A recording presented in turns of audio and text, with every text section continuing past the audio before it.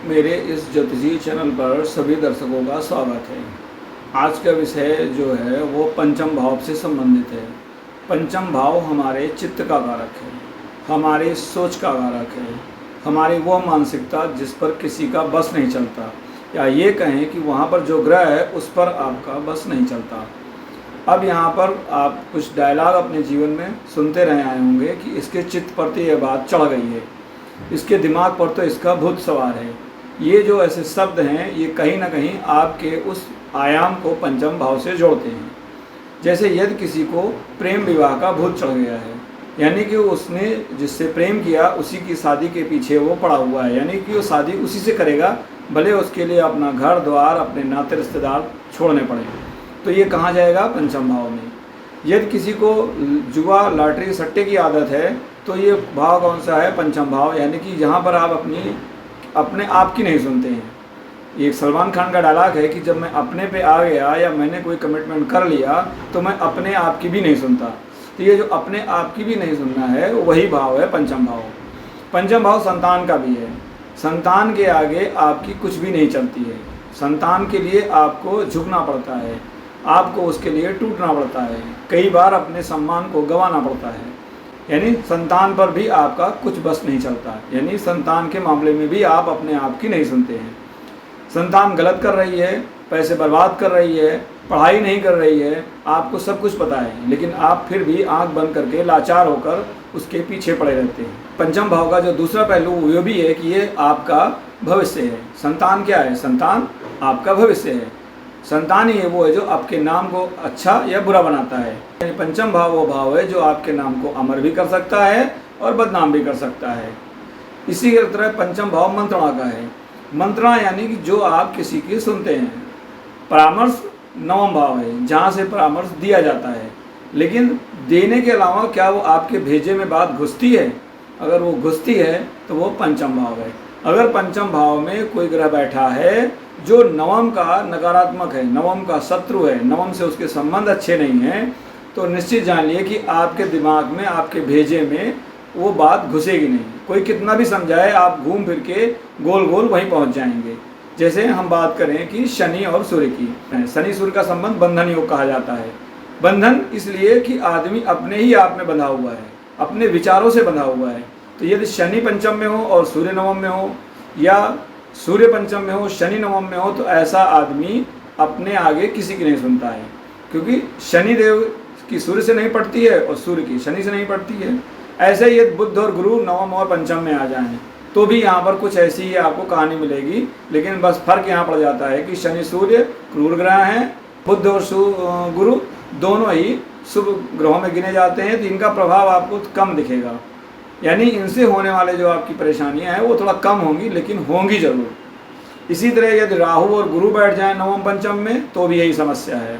राहु छल कपट धोखा जोड़ तोड़ ये सब है, और गुरु सत्यवादी है, आदर्शवादी है, बिल्कुल लकीर का फ़कीर है।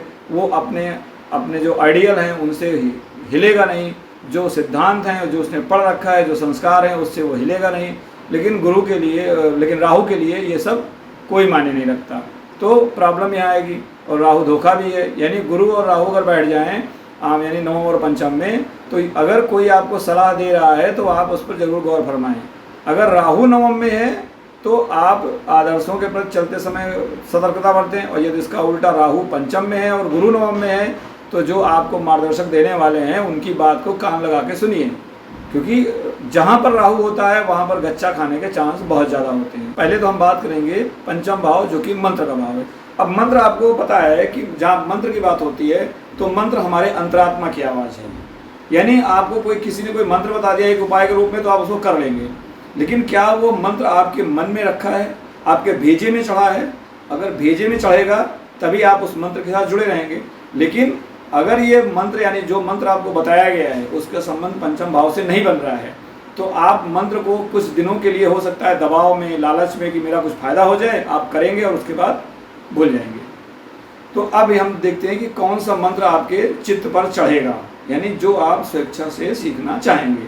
तो पहला है ग्रहों के राजा सूर्य। सूर्य को आदित्य कहा जाता है, यानी ये दिवाबली ग्रह हैं।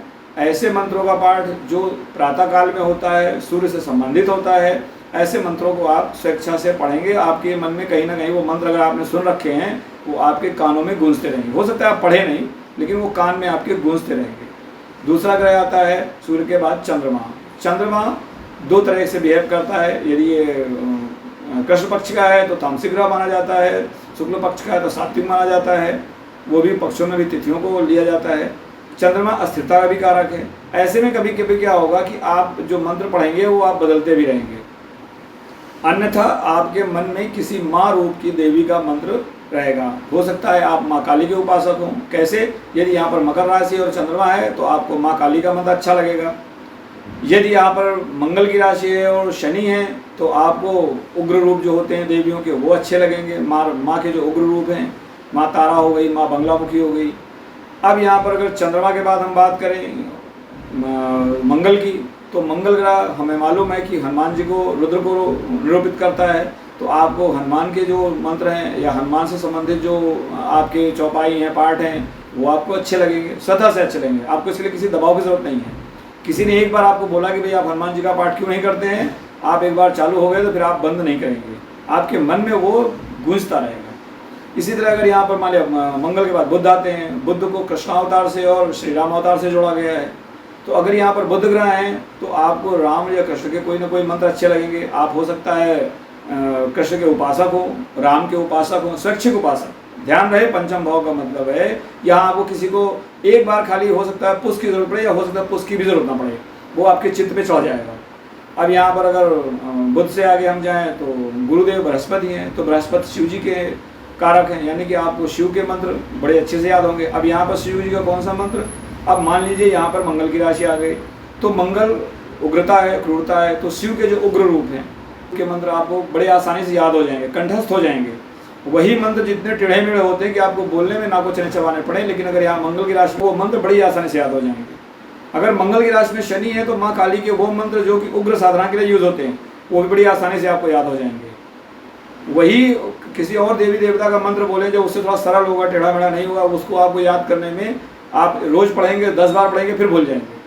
लेकिन अगर यहाँ पर एक मंत्र कॉम्बिनेशन बन गया तो आपको मंत्र आपके दिमाग पे चढ़ जाएगा। अब अगर बुध के बाद अगर हम गुरु से आगे जाएं तो शुक्र की बात है। तो शुक्र को हम माता लक्ष्मी से जोड़ते हैं, महालक्ष्मी का रूप है शुक्र। तो यदि यहाँ पर शुक्र सुप्रभाव में है तो आप माँ लक्ष्मी के उपासक होंगे। आपके लिए धन धान्य की जो इज्जत करना है वो आपके लिए बहुत महत्वपूर्ण होगा। इसके बाद अगर हम बात करें शुक्र से आगे शनिदेव की, तो शनिदेव जैसे हमने पहले बताया माँ काली का रूप है, तो आपको माँ काली के मंत्र अच्छे लगेंगे। इसके अलावा अगर राहु आ गया वहाँ पे तो राहु को माता दुर्गा से जोड़ा गया है, तो आपको माँ दुर्गा के मंत्र बहुत अच्छे लगेंगे, आप उनको आसानी से पढ़ सकते हैं। चंद्रमा के मामले में और राहु के मामले में, दोनों के मामले में हो सकता है आपको माता दुर्गा के मंत्र अच्छे लगें, क्योंकि दोनों ही दुर्गा से निरूपित किए जाते हैं। चंद्रमा से तो सभी माँ रूप हैं, लेकिन राहु विशेषकर माँ दुर्गा का रूप है या माँ चामुंडा का रूप है। यहाँ पर केतु आ जाएं तो छिन्नमस्ता हो गया, चामुंडा माता हो गई या गणेश जी हो गए, आप इनके उपासक रहेंगे। आपको इनके मंत्र बड़ी आसानी से याद हो जाएंगे। यदि मंत्र नहीं याद होते, जरूरी नहीं कि सब कोई मंत्र पाठ करे, लेकिन आपका इन क्षेत्रों में झुकाव स्वतः होगा। जैसे अगर गुरु है तो आपका हो सकता है शिक्षा में किसी को सलाह देने में आप बेवजह, कोई मांगे ना मांगे आप उसको सलाह देने पहुंच जाएंगे, उसको सही रास्ता बताने पहुंच जाएंगे। आपको मालूम है आपकी बात नहीं सुनेगा, लेकिन आपके अंदर वो गुरु है, वो आपके मन में बैठा हुआ है, आप उससे पीछे ही नहीं हटेंगे। आप ये नहीं देखेंगे कि हो सकता है मैं इसको सलाह दूँ उल्टा मुझे झापड़ मार दे, लेकिन आप देने से बाज नहीं आएंगे। ऐसे अगर शुक्र है तो आप लोगों से मित्रता करने में, दोस्ती करने में, संबंध बनाने में बहुत आगे रहेंगे। बेवजह के बोलते ना, बहुत से लोगों को बेवजह मित्र बनाने के शौक होता है। उनको पता है कि मित्र उन्हीं का खाएगा और उन्हीं की बुराई करेगा, लेकिन फिर भी वो सोचते कि नहीं मित्र तो यार चलो ठीक है, ये उसकी बात है, मैं अपने मन में क्यों लूँ। तो यहाँ शुक्र आ गए। अगर बुध है तो लॉटरी है, कमीशन है, सट्टेबाजी है, या बहुत से छोटे छोटे बच्चों के बीच में या बच्चों के बीच में आपको रहने की आदत होगी। हो सकता है कि आपको उससे नुकसान भी हो और फायदा भी हो, दोनों हो सकता है। ये डिपेंड करता है कि ग्रह नकारात्मक रूप से बैठा है या सकारात्मक रूप से। अगर बात यहाँ पर मंगल की करें तो आप खाम में एक दूसरे के झगड़े में पहुँच जाएंगे, किसी को बचाने पहुँच जाएंगे, किसी की मदद करने पहुँच जाएंगे। वो मदद जहाँ पर आपको शरीर की ताकत यूज़ करनी पड़ेगी, जहाँ पर हो सकता है कि आपका कोई सीधा लाभ ना हो रहा हो या हो सकता है नुकसान भी हो जाए, लेकिन आप वहाँ पहुँचेंगे जरूर। ठीक है, आपने सुना होगा ना, बहुत से लोग झगड़ा किसी और का हो रहा था, खुद चले जाते हैं बीच में और पिट के वो चले जाते हैं, वो दोनों तो मित्र हो गए, आप पिट के चले आए। तो अगर मंगल यहाँ नकारात्मक है तो आपके साथ ये हालत आएगी। अगर नकारात्मक नहीं है, सकारात्मक है, तो आपकी इसी आदत के लोग आपको बोलेंगे। चंद्रमा की बात करें तो चंद्रमा तो अस्थिरता का कारक है। आप दिन में 10 बार अपने विचार बदलेंगे। आज आपने कुछ सोचा है, 2 घंटे बाद आप कुछ सोचेंगे, क्योंकि ये पंचम भाव हमारी ग्रेजुएशन की शिक्षा का भाव है। तो आप यहाँ पे कंफ्यूज भी हो जाएंगे कि मैं कौन सी पढ़ाई करूँ। पढ़ते पढ़ते कंफ्यूज हो जाएंगे। एडमिशन ले लिया फिर भी कंफ्यूज रहेंगे कि मैंने सही एडमिशन लिया गलत लिया। फिर चंद्रमा, हमने बताया इसकी कलाएँ 16 होती है, बदलता रहता है। तो जब बदलता रहता है तो आपके मंत्र भी हो सकता है बदलते रहें। अगर हम सूर्य की बात करें तो सूर्य प्रशासक है। आपके अंदर जन्मजात गुण होगा।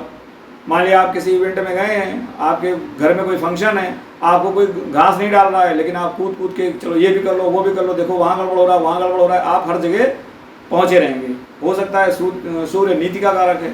तो आप किसी इवेंट में या अपने घर में कुछ नियम कानून बनाने में उस्ताद हो कि नहीं ये काम ऐसे होना चाहिए, वो काम ऐसे होना चाहिए। अगर नहीं होगा तो आपको बुरा लगेगा, और नहीं होगा तो आप उसके पीछे झगड़ा, भले मालूम है कि आपको कुछ सुनेगा नहीं, लेकिन आप कहेंगे ज़रूर। हो सकता है सुन लें तो यानी सूर्य शुभ है, और नहीं सुन रहे हैं तो मतलब सूर्य आपके लिए परेशानी का कारण बनता है। अब ये शुभ अशुभ हम कैसे लेते हैं? शुभ अशुभ का मतलब है कि कुंडली में एक लग्न होता है और एक लग्नेश। लग्न तो स्थिर है कि पहला भाव, लेकिन लग्नेश कुंडली में कहीं भी जा सकता है, डिपेंडिंग अपॉन आपका बर्थ टाइम क्या है, बर्थ प्लेस क्या है, जो भी है, बर्थ डेट क्या है। अब मान लिया कि लग्नेश से पंचम भाव 6वें भाव में आ रहा है। महर्षि जैमिनी का एक सूत्र है जो बोलते हैं तनो तनय दंड हरा। तनु को बोला गया 6वां भाव और हर भाव बोला गया है 11वां भाव। यदि आपके लग्नेश से पंचम भाव 6वें में पड़ रहा है या 11वें भाव में पड़ रहा है, अब ये 6वें 11वें में कैसे पड़ेगा कि मान लिया आपका लग्नेश द्वादश भाव में है, तो लग्नेश द्वादश भाव में हुआ तो पंचम भाव द्वादश से 6ठा होगा। या फिर लग्नेश जो है वो सप्तम भाव में है, तो सप्तम भाव में लग्नेश होगा तो पंचम भाव उसका 11वां भाव होगा। तो लग्नेश अगर सप्तम में है और लग्नेश द्वादश में है तो उसके लिए ये 6वें या 11वें का संबंध बनाएगा। ऐसे में जो पंचम का ग्रह है वो आपके लिए नुकसानदायक होगा। अगर पंचम में कोई ग्रह है, भले वो आपके लग्न से शुभ बैठा हो, लेकिन लग्नेश से अगर वो अशुभ है तो वो आपके जो दिन ब दिन की चीज़ें हैं उनके लिए वो आपको नुकसान पहुंचाएगा। कभी कभी आप देखते हैं कि व्यक्ति बड़ी परेशानियों से जूझते हुए आगे बढ़ता है, और उन परेशानियों का कभी कभी वो चाहे तो उनके बिना भी काम चल सकता है। बाद में उसको रियलाइज़ होता है यार इसके बिना भी काम हो सकता था, लेकिन क्योंकि वो लग्नेश से गड़बड़ है, लग्न से शुभ है, तो उन कामों को कूदते बांधते वो अंत में सफलता पा जाएगा। लेकिन वो बीच में जो हर्डल्स आए वो इसलिए आए कि लग्नेश जो कि आपके वैचारिक जो तारतम्यता है उसको निर्धारित करता है, उसकी वजह से वो नकारात्मक बैठा है। अगर लग्नेश से कोई भी ग्रह 6ठे या 11वें में है तो आपको उस ग्रह के मामले में अत्यंत सतर्क रहना चाहिए, क्योंकि उस ग्रह को लेकर आपके मन में कोई ना कोई ऐसी बात आएगी कि आप पर वो बात उल्टी पड़ जाएगी। अब अगर हम मान लें कि हमने जैसे बात की थी, जो मैंने आपको बताया था कि हम यहाँ पर चर्चा करेंगे प्रेम विवाह की भी, क्योंकि पंचम प्रेम का कारक है। अगर किसी का प्रेम विवाह हुआ है तो उसमें बिना पंचम का रोल आए हुए, यानी पंचम से या तो शुक्र का संबंध होगा क्योंकि शुक्र विवाह का कारक है, या पंचम से बुध का संबंध होगा, बुध मित्रता का कारक है। तो यदि आप केवल प्रेम करते हैं, आपने विवाह नहीं किया, इसको पटाया उसको छोड़ा, उसको पटाया अगले को छोड़ा, अगर आपकी ये विचारधारा है, आपकी ऐसी सोच है, तो कहीं ना कहीं पंचम से बुध जुड़ेगा और वो लग्नेश से नकारात्मक होगा। अगर शुभ है तो आप मित्रता करेंगे, उसे निभाएंगे, आजीवन निभाएंगे। अगर शुक्र भी जुड़ गया तो आप मित्रता भी करेंगे, विवाह भी करेंगे और उसे निभाएंगे। लेकिन अब मान लिया कि बुध तो शुभ प्रभाव में है लग्नेश से, यानी शुभ अधिपति है लग्नेश, और शुक्र कहीं जो लग्नेश है उससे 6ठे 8वें 12वें का मालिक है, तो क्या होगा कि विवाह आपने किया, मित्रता की, जब तक आपकी मित्रता थी विवाह बहुत अच्छा, मतलब आपकी मित्रता बहुत अच्छी चली। आपने शादी किया, शादी के कुछ दिन आपके बहुत अच्छे चलेंगे। तो जिस ग्रह की दशा में आपका विवाह होगा, संभव है कि वो दशा या अंतरदशा में आपका जीवन बहुत अच्छा चले। लेकिन अगर बुध सही है और शुक्र नकारात्मक आ गया, यानी शुक्र मान लिया शुक्र 6ठे का स्वामी हो गया, 8वें का स्वामी हो गया, 12वें का स्वामी हो गया, या 3रे का स्वामी हो गया, 11वें का स्वामी हो गया, और वो बुध के साथ आ गया, तो आप विवाह के बाद, यानी जब तक आपने विवाह नहीं किया था तब तक मस्त जोड़े चल रही थी, विवाह करते ही आपके सिर पे आपदा आ जाएगी, क्योंकि अब बुध का रोल खत्म हो गया, अब आगे शुक्रदेव। तो ऐसे में क्या होता है कि लोग का प्रेम विवाह टूट जाता है, या प्रेम विवाह में बड़ी खिचखिच रहती है, वो परेशान रहते हैं। अगर शुक्र पर कोई शुभ ग्रह का प्रभाव आ रहा है, मान लिया गुरु का प्रभाव आ गया, तो ऐसा आदमी वो कितनी भी खिचखिच हो, कितना भी झगड़ा हो, वो विवाह को झेलता रहेगा। उसको ना करने की आदत नहीं होती, क्योंकि गुरुदेव का क्या है, वो तो सोचते हैं कि ठीक है बिगड़ा हुआ है, सीधे सुधर जाएगा। इस प्रकार आपको ग्रहों के प्रभाव से समझ सकते हैं कि क्या आपका प्रेम विवाह चलेगा या नहीं। हम ये दूसरी बात हम ये भी जानते हैं कि जैमिनी सूत्र का एक है उपपद का सिद्धांत। उपपद हमारा एक्चुअल में किसी का जो वैवाहिक साथी होता है उसका निरूपक है। उपपद लग्न से ये पता लगाया जा सकता है कि आपका जो वैवाहिक साथी होगा वो कैसा होगा, उसके आचार विचार संस्कार कैसे होंगे। अब उपपद लग्न का स्वामी कहीं पंचम में आ जाए और वो लग्न से छठे में हो, यानी कि उपपद लग्न का स्वामी कौन हुआ, आपका जीवन साथी, वो आ गया पंचम में, यानी वो आपके चित्त में बैठा हुआ है, आप उसके आगे किसी की सुनेंगे नहीं, और वो बन गया लग्न से छठे में या 11वें में, यानी अब वही आपके लिए नुकसान का कारक बनेगा। यानी कि आपका वही जीवन साथी जब तक शादी नहीं हुई थी तब तो वो बढ़िया था, अब आपको उसमें 1000 कमियां दिखेंगी। हो सकता है ये उसकी वास्तविक कमियां हो या ये आपकी वैचारिक सोच हो या आपकी खुद की समझ हो। प्रेम विवाह में भी लोग इसीलिए कुंडली मिलान की जब बात आती है तो ठीक है आप प्रेम कर रहे हैं, लेकिन एक ज्योतिषी आपको अलर्ट कर सकता है कि भाई आप शादी कर रहे हैं, शादी के बाद इस चीज़ को लेके आपकी खिचखिच होगी, तो आप उस खिचखिच को खिचखिच ना मानें, आप उसको मान लें कि भाई ये हमारे दोनों के बिल्ट इन प्रॉपर्टीज़ हैं, ये हमारा डिफ़ॉल्ट सिस्टम है, हम इससे ऊपर नहीं जा सकते, तो बेटर है हम उसको एक्सेप्ट करके चलते रहें। यानी थोड़ा बहुत टेंशन लेते रहिए, और जब हमें मालूम है कि ये बीमारी हमारे अंदर है तो हम मान लेते हैं कि ठीक है हमें इस बीमारी के साथ चलना है। लेकिन जब तक बीमारी नहीं होती आदमी लड़ता रहता है, उसको जब तक ज्ञात नहीं होता कि असली कारण क्या है, वो कारण यहाँ वहाँ ढूंढता है। तो ये होता है कुंडली का या ज्योतिषीय आकलन का अर्थ। आपके प्रेम विवाह को रोकना किसी ज्योतिष का कार्य नहीं होना चाहिए। आप प्रेम कर रहे हैं, विवाह करिए, लेकिन हाँ अगर उसको लग रहा है कि प्रेम विवाह के बाद उपपद सिद्धांत से या कारक यानी शुक्र के सिद्धांत से अगर आपका पंचम भाव आपके लिए गड़बड़ हो रहा है तो वो ये बता सकता है कि भाई आप देखिए इस चीज़ को लेकर सतर्क रहिए। अब शुक्र पर किसका प्रभाव आ रहा है, या छठवें और 11वें के संबंध बनने से उस पर किसका प्रभाव आ रहा है, कारण वहीं से आएगा। मान लिया कि शुक्र जो है आपका पंचम भाव में आ गया और शुक्र षष्ठेश हो गया, लग्न से षष्ठेश, और गुरु यानी और लग्न से छठे भाव का स्वामी शुक्र हो गया और लग्नेश से पंचम भाव छठवां या 11वां हो गया।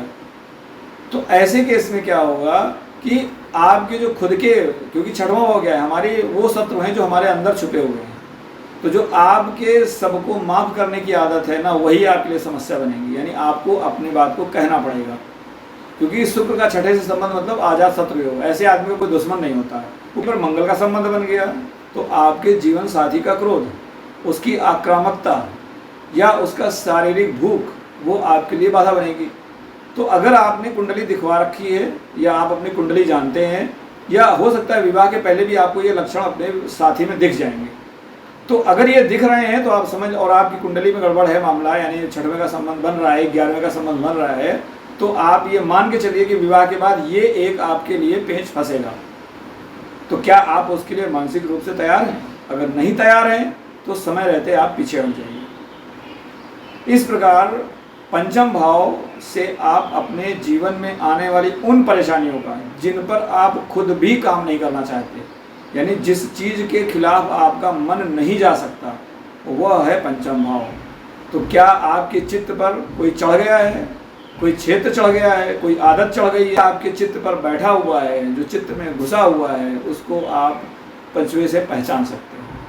यहीं पर आपका पूरा कुंडली का आकलन निर्धारित हो जाता है। अब आप अगर मान लिया पांचवें में कोई ग्रह नकारात्मक है, जैसे राहु है, राहु अगर पांचवें में यानी धर्म त्रिकोण में अगर राहु होता है तो ऐसे व्यक्ति का नुकसान ज़्यादा होता है। अर्थ त्रिकोण में होगा तो फायदा ज़्यादा होगा, लेकिन अगर धर्म त्रिकोण में यानी 1-5-9 में आ गया तो नुकसान होने के चांस बढ़ जाते हैं, और उसमें से विशेषकर रोग से संबंधित नुकसान। पांचवा भाव संतान का है तो हो सकता है संतान आपकी किसी रोग का शिकार हो जाए। आप पांचवा भाव हमारे हार्ट का है, हमारे पेट का है, पेट के वो भाग जो हमारे नाभि से ऊपर के हैं, तो जो नाभि से ऊपर का भाग है वहाँ पर हार्ट है, लंग्स हैं, ये सब पार्ट हैं, तो हो सकता है आप रोग के शिकार हो जाएं और आप उस रोग को लेकर भ्रमित रहें। जैसे मान लिया किसी को हार्ट डिजीज है, आप बोलेंगे भाई आपकी बीपी है, आपको बाद में प्रॉब्लम हो सकता है, लेकिन वो मानेगा ही नहीं, क्योंकि राहु को ना मानने की आदत है। तो अब ऐसे में आपको क्या चाहिए, यानी पांचवे का भविष्य कौन हुआ, 9वां भाव। जैसे आप हैं, आपका भविष्य कौन हो? आपका संतान, आपसे पांचवा यानी लग्न से पांचवा। ऐसे ही पंचम यानी आपसे संतान से पांचवा संतान का भविष्य हो सकता है। और यहाँ पांचवा भाव आपके पिता का है। तो यदि कहीं यहाँ राहु का संबंध बन रहा है, मंगल का संबंध बन रहा है, शनि का संबंध बन रहा है, तो आप अपने बच्चे के बारे में अपने पिता को जरूर इन्वॉल्व करिए। अगर वहाँ पर नवम भाव में शुभ ग्रह मौजूद है तो आपके पिता आपके लिए रामबाण इलाज हो सकते हैं। वो जो चीज़ आपके बच्चे को लेकर बताएंगे वो चीज़ आपके बच्चे के लिए फायदेमंद साबित होगी। अगर राहु यहाँ पे है उस समय आप अपना दिमाग कम चलाइए, पिताजी की सलाह लेके चलिए। इसीलिए कहा जाता है कि दादा दादी के साथ अगर बच्चा रहता है तो उसके बिगड़ने के चांस कम होते हैं। अब कम का मतलब है कि 5वें से 12वां भाव है चौथा भाव जो कि माँ का भाव है, और 5वें से 5वां है नवम भाव जो कि पिता का भाव है। तो आप ये भावार्थ भाव के सिद्धांत से समझ सकते हैं कि माता पिता का आपके बच्चे के प्रति, यानी आपके माता पिता का आपके बच्चे के प्रति क्या रोल है। अब यहाँ मान लिया मंगल आ गए, तो मंगल हमने बताया कर्ज का कारक है, क्रोध का कारक है, और पंचम भाव कमीशन का, जुए का, सट्टेबाजी का, ट्रेडिंग का भाव भी है। तो हो सकता है कि मंगल अगर यहाँ 5वें भाव में जुड़ा हो तो आप उधार लेके, कर्जा लेके आप सट्टेबाजी करें, जुआ खेलें। तो यदि आप किसी से कुंडली विचार विमर्श करवाते हैं और उसको लग गया कि ये लगने से छठे जा रहा है, लगने से 11वें जा रहा है, और मंगल आपके लग्न से किसी दुस्थान का स्वामी है, तो फिर वो आप बताएगा कि भाई अगर आपको जुआ सट्टा खेलना है तो कर्जा लेके मत खेलिए, आपके जेब में जितनी रकम है वो खेलिए।